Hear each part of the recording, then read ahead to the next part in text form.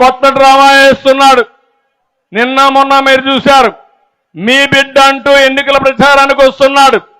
మీరు ఒకటే చెప్పాలి, నువ్వు మా బిడ్డ కాదు, రాష్ట్రానికి పట్టిన క్యాన్సర్ గడ్డ, మిమ్మల్ని వదిలించుకుంటామని చెప్పాలి.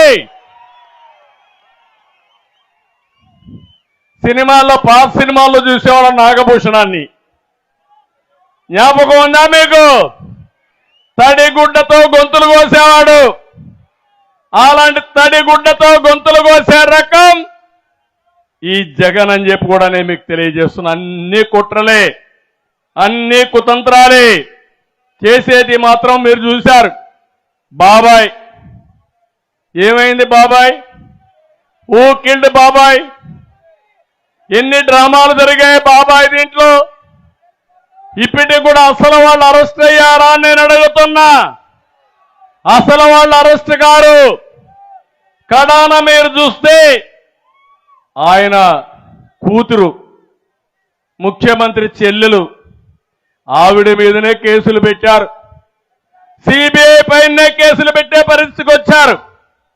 ఏమనాలి వీళ్ళని అడుగుతున్నా అంటే, అడిగేవాళ్ళు లేరు, ఏం చెప్పినా నమ్మతారు, దౌర్జన్యం చేయాలని చేసే పరిస్థితికి వచ్చారు. నిన్నే చూశారు కోడి కత్తి సీను. ఏం తమ్ముళ్ళు, ఆ కోడి కత్తి సీను ఏమయ్యాడు ఇప్పుడు? ఎన్నేళ్ళయింది? 5 సంవత్సరాలు.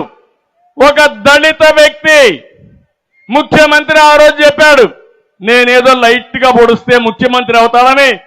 ఆయన లైట్ గా పొడిచానని ఆయన చెప్తే, కాదు నన్ను హత్యా ప్రయత్నం కోసం వచ్చాడని మన మీద నేరం వేయాలని ప్రయత్నం చేసి పాపం ఆ కోడికత్తి సీను జైల్లోనే ఉండిపోయే పరిస్థితికి వచ్చాడు.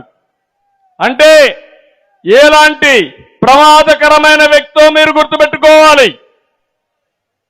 ఒక వ్యక్తి యొక్క ప్రవర్తన ఏ విధంగా ఉంటుందో ఇలాంటి వాళ్ళని చూస్తే మనకు అర్థమవుతుందని చెప్పి కూడా నేను మీకు తెలియజేస్తున్నా.